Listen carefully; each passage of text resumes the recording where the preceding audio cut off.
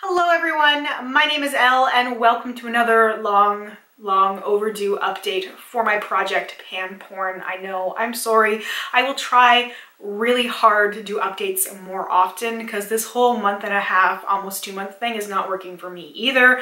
I really need to do this more often so that I'm rotating through things better. So for those of you who do not know what this project is, essentially, in the simplest of terms, I'm trying to use as many of my eyeshadows as possible. And right now I've been focusing on eyeshadow palettes and I'm trying to just use them and I'm trying to hit pan on as many shades as I can. Hence, hashtag Project Pan Porn, which is a hashtag I've been trying to use on Instagram, emphasis on trying, inspired by Pan Porn, hashtag Pan Porn, which if you like to see pictures of people who have hit pan on eyeshadows, other products, people also use the Pan Porn tag for like finished foundations and things that don't necessarily have a pan as well. So it's really inspiring to see what people are using. And that's where I got the inspiration for this project. So for the last almost 2 months, I've been working on 3 palettes, which was a mistake. I really should not have chosen 3. It's too many.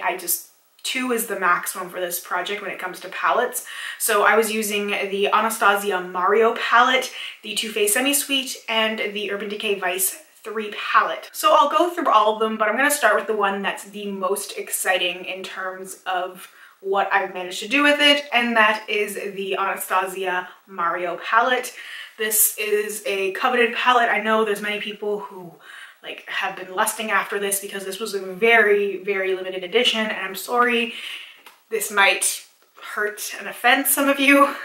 I don't really like this palette. I'm not a big fan of the Anastasia formula in and of itself. I find it's way too soft and I just end up creating a mess unless I use the shadows sparingly and usually with other things that are not as soft. Like I tried to use these shades to create an eye look tonight and it just ended up being a muddled mess because it was just, I don't find they play well together for me personally. I much prefer a stiffer formula. So you can see what my palette looked like when I had started, and I'll show you what it looks like now. So as you can see, I have 4 decent sized pans and 1 little baby pan that I actually ended up hitting tonight with the look that I didn't end up going with. Like I took everything off. So the 4 that I have the decent sized pan on are the more shimmery, sort of lighter lid shades. I was really looking for stuff to pair with the Burgundy x9 palette because I have a lot of mattes left in that. But that's a good thing to use with these shadows because MAC eyeshadows are some of my favorite because they are so stiff and they're just so easy to work with. Like it's just a joy to use those shadows because I just have so much control and I can do what I want, as opposed to these shadows, which is just, it's just not my favorite. It's just not my favorite thing. And I know some people really love this formula. So again, this is just personal opinion here. We all differ and that's okay. Some people are gonna be really mad about that. So Fifth Avenue, Marina, and Paris are all more metallic type shadows, while Hollywood is more of a shimmer, but it's a really beautiful, like a yellowy gold color. It just really looks very soft and pretty on the lid. I just can't really mix it well with these other shades. Like I have to use other mattes and other shimmers from other palettes that are just not so soft. And Isabel, the orange shade, the orange matte shade with the little tiny baby pan, is beautiful. I really liked using that shade with the gold shade from the Chocolate Bar palette, which I'll show you guys in a second.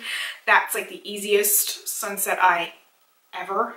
Honestly, it's like gold shadow, orange crease, you're done. It looks like you spent so much time. See, I do like using these shadows, just not together. The Anastasia metallics, like they're gorgeous, like they swatch unbelievably. Like, okay, Paris, like I don't have to take Fix Plus or anything with any of these shadows. Like they are just stunning. I did use Fix Plus with these though to get more control because Fallout City, even with Fix Plus, I was still getting fallout, but using these dry, fallout everywhere. Just, I definitely am leaning towards panning this palette next year just because I really do think I want it out of my collection, and it's I just want to have formulas and stuff that I really like, and where I can go through those soft shadows so quickly, I think that might be a good option for me to pan in the future.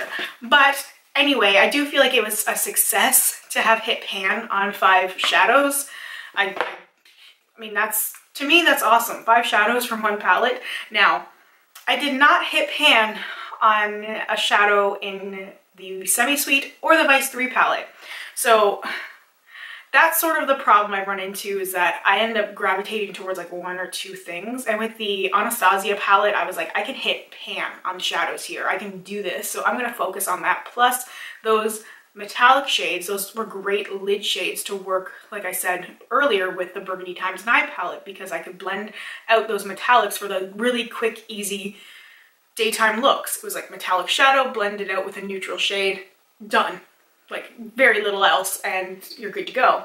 So I did play around with the Semi-Sweet a little bit, but honestly not that much. You can see like the 2, 3-ish shades that I use the most. Coconut cream, caramel, and peanut butter. So first I'll show you what my palette looked like last time, and this is what it looks like now. So I have a really good dip in coconut creme. This is a shade I used lightly to set my eyeshadow primer because I really like a matte shadow. Honestly, I started using other things because I was just not looking at this palette or the Vice 3 palette.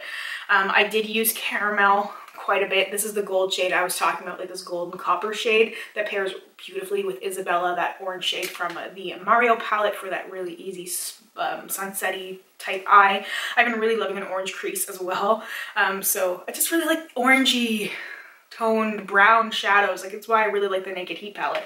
So it's no surprise that the other shadow I used in here is peanut butter, and peanut butter is actually very, very close to Isabelle. It's just slightly more brown. Like, you can definitely see the stronger orange tones in Isabelle compared to peanut butter, but I actually like peanut butter better.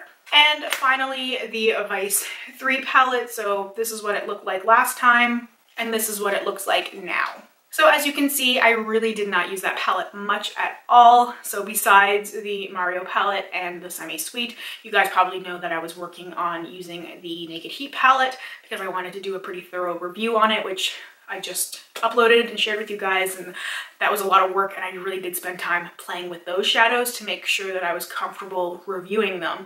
So I just was not using this one that much. So that's all I can say. So what is up next? I did decide to go with a couple of more palettes, just 2 this time, not a 3, 2 palettes.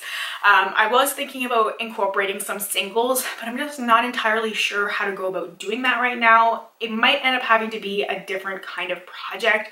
I've been toying with the like shadow rotation or some sort of like single shadow something.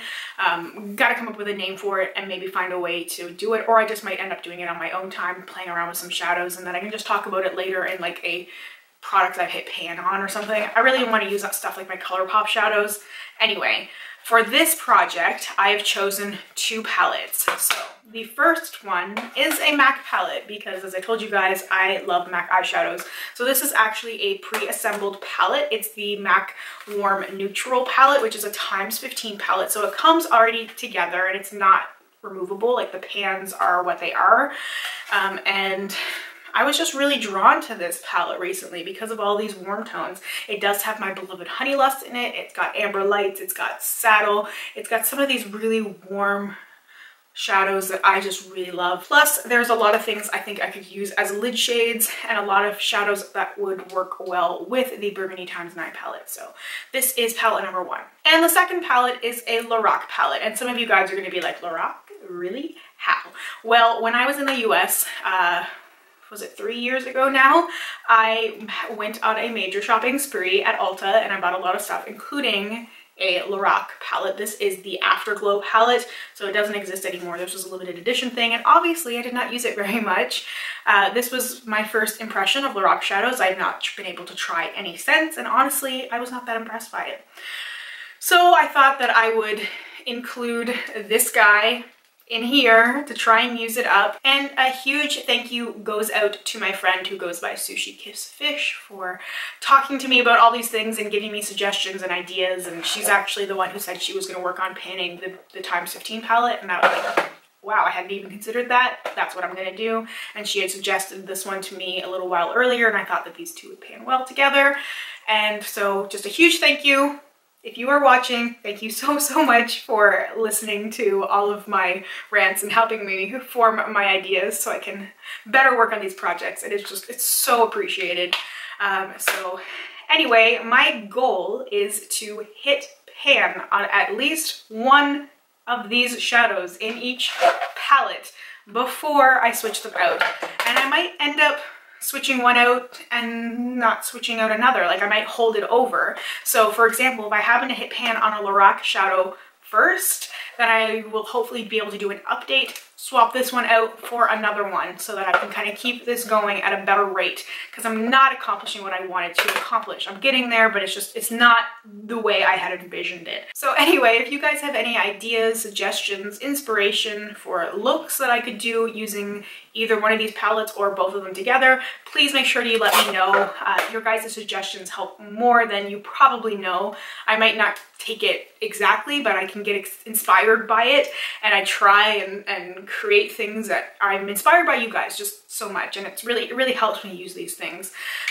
Anyway, that's all I really have to say. I'm looking forward to chatting with you guys a little bit more. My comment section is always open for discussion. Let me know if you've hit pan on any of your palettes lately. I'd really love to hear that. And if you have like an Instagram or something that I can go follow you, make sure to let me know. All right, so that's really all I have to say. I hope you guys have a wonderful day or night wherever you are, and I will talk to you very soon. Bye for now.